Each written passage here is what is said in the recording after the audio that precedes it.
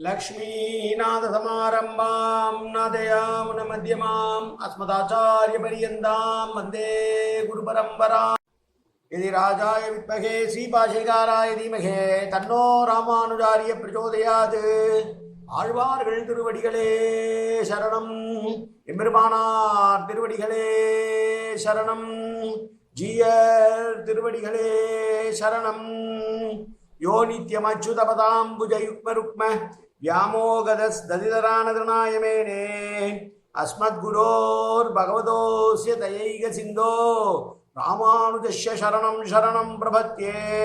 நீரார் கடலும் நிலமும் முழுதுண்டு ஏலார் ஆலம் எழுந்தல் மேல் துயிலந்தாய் சீரார் திருவேங்கட மாமலை மேயாராமுதே அடியேர் கருளாயே.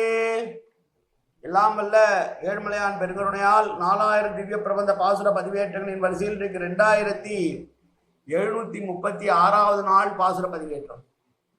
நம்மாழ்வார் அருளிய திருவிருத்த திருமொழியினுடைய 97வது பாசுரம். தலைவியானவள் தலைவனை பிரிந்து தூக்கமில்லாமல் தவித்து புலம்புவதாக பாசுரம். பராங்குச நாயகியாகவும் கொள்ளலாம், தாமான தன்மையில் ஆழ்வார் பாடிய பாசுரமாகவும் கொள்ளலாம். முதலிலே தனியன் கருவிருத்த குழி நீத்த பின் காமக்கடுமொழி வீழ்ந்து ஒரு விருத்தம் புக்குழல் ஒரு வீர் உயிரின் பொருட்கட்கு ஒரு விருத்தம் புகுதாமல் குருவையர்கோன் உரைத்த திருவிருத்த தோரடி கற்றினி திருநாட்டகத்தே என்பதாகும். எழுவதும் மீண்டே படுவதும் பட்டு எண்ணெய் விழிகள் போய் கழிவதும் கண்டு கண்டு எழ்கள் அல்லால் இமையோர்கள் குழாம் தொழுவதும் முழுவதும் தொழுவதும் சூழ்வதும் செய்தொல்லை மாலை கண்ணார கண்டும் கழிவதும் ஓர் காதல் உற்றார்க்கும் உண்டோ கண்கள் துஞ்சுதலே. ஏ தலைவனே, எம்பெருமானே, என்னுடைய வாழ்க்கை எப்படி போய்கொண்டிருக்கிறது தெரியுமா? கேள். சூரியன் உதிப்பதையும் அவன் மீண்டும் மேகத்தில் மறைவதையும் மேற்கு திசையிலே மறைவதையும் கண்டு வருந்தி வருந்தி மாதங்கள் ஆண்டுகள் யுகம் என்று காலங்காலமாய் இந்த துன்பமானது நீடித்து கொண்டே இருக்கிறது. பல ஊழிக்காலங்களாய் நான் இது அனுபவித்து விட்டேன். என்னை பிரிவு துயரில் ஆழ்த்தியவனே, ஆதியும் அந்தமும் இல்லாத எம்பெருமானே, நீதானே என் வாழ்நாளை கழித்தாய். உன்னோடுதான் நான் வாழ்நாளை கழிக்க வேண்டும் என்று இருக்க என்னுடைய கண்கள் ஒரு காலம் உறக்கம் கொள்ளவே இல்லை. அதற்கு மாறாக உன் அருகிலேயே இருக்கிறார்களே தேவர்களும் நித்திய சூரிகளும், அவர்கள் மட்டும் கூட்டம் கூட்டமாக உன்னிடம் வந்து நின்று சற்றும் இடைவெளி இல்லாமல் உன்னையே ரசித்துக் கொண்டிருக்கிறார்கள். நாங்கள் யாரும் அங்கே செல்வதற்கு கூட முடியவில்லை, நாங்கள் அதை காணவும் முடியவில்லை. அவர்கள் மட்டுமே கண்ணார உன்னை அனுபவிக்கிறார்களே, அவர்களைப் போல நானும் உன்னை அனுபவிப்பதற்கு ஏக்கம் கொண்டிருக்கிறேன். ஆனால் எனக்கு மட்டும் நீ காட்சி தர மாட்டேன் என்கிறாயே, ஏன் என்று எனக்கு புரியவில்லை. அவர்களுக்கு இமை கிட்டாமல் உறக்கம் இல்லை, அவர்களுக்கு இமையும் கிடையாது உறக்கமும் கிடையாது. ஆனால் எனக்கு இமை உண்டு, உறக்கம் மட்டும் வரவே இல்லை. இதுதான் உன் மீதுக்கு நான் கொண்ட காதலுக்கு நீ காட்டும் கருணையா எம்பெருமானே என்று கேட்கிறாள் தலைவி. தொல்லைமால் என்பதனாலேயே தனைக்கும் தலைவனுக்கும் உண்டான தொடர்பு நேர்ந்த பழக்கம் இன்று நேற்றல்ல, நெடுங்காலமானது என்பதை குறிப்பால் உணர்த்துகிறார் ஆழ்வார்.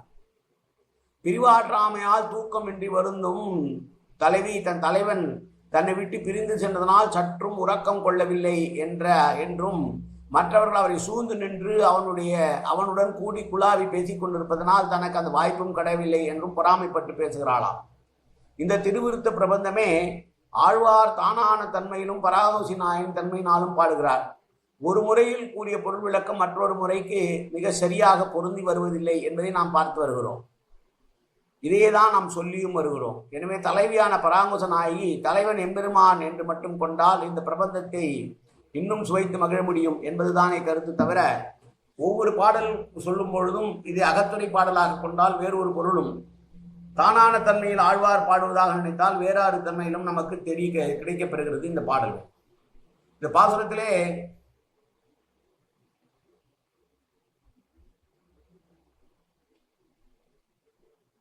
எழுவதும் மீண்டு படுவதும் என்பது சூரியன் உதிப்பதையும் மீண்டும் அது அஸ்தமிப்பதையும் குறிக்கிறது.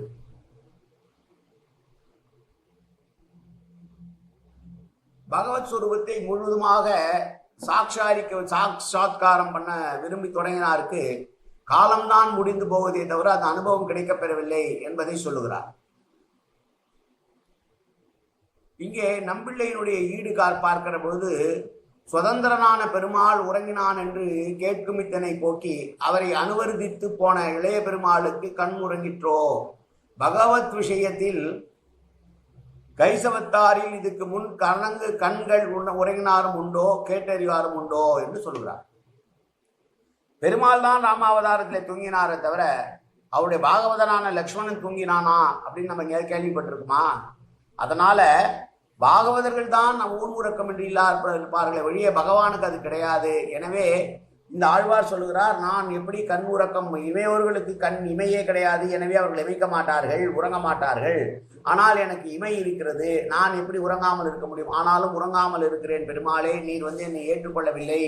உண்மை அணுகுவதற்கு தயாராக நான் இருந்த போதிலும் கூட என் மீது உமக்கு கருணை இல்லையே, அதனால் நான் தூங்காமல் காத்து கொண்டிருக்கிறேன் என்று சொன்னதுதான் நம்பிள்ளையினுடைய ஈடிலே பெருமாள் தூங்குவார், பெருமாளோடு சென்ற லட்சுமணன் தூங்கினாரா என்று ஒரு கேள்வியை கேட்பது போல விளக்கங்களை பார்க்கிறோம். நாம் மீண்டும் ஒரு முறை பாசுரத்தை சேவிப்போம். எழுவதும் மீண்டே படுவதும் பட்டு எண்ணெய் ஊழிகள் போய் கழுவதும் கண்டு கண்ணுள் கண்டு எண்கள் அல்லால் இமையோர்கள் குழாம் தொழுவதும் சூழ்வதும் செய் தொல்லை மாலை கண்ணார கண் மாலை தொல்லை மாலை கண்ணார கண்டு கழுவதோர் காதல் உற்றாருக்கும் உண்டோ கண்கள் துஞ்சுதலே. காயேனவாச்சா மனசேந்திரிவா உத்தியாப்தனாவா பிரகதேது சுபாவாது கரோமியத்தது சகலம்பரஸ்மை ஸ்ரீமன் நாராயணாயேரி சமர்ப்பயாமி. உடலாலும் உள்ளத்தாலும் வாக்காலும் சகல விதமான பாவங்களும் தோஷங்களும் நிறைந்ததாக உலகத்தில் இருந்த போதிலும் அடியேன் செய்கிற நல்வினை தீவினை அத்தனையும் உன்னுடைய கமலமலர் பாதங்களில் சமர்ப்பிக்கிறேன் கண்ணா. காத்தொழுவாய் கண்ணா, ஏற்றுக்கொள்வாய் கண்ணா. எப்போதும் திருநாமும் கண்ணா கண்ணா கண்ணா என்று நாவில் வருவதற்கு அல்புவாய் கண்ணா. சர்வத்திர கோவிந்தநாம சங்கீர்த்தனம். கோவிந்தா கோவிந்தா கோவிந்தா கோவிந்தா கோவிந்தா கோவிந்தா கோவிந்தா கோவிந்தா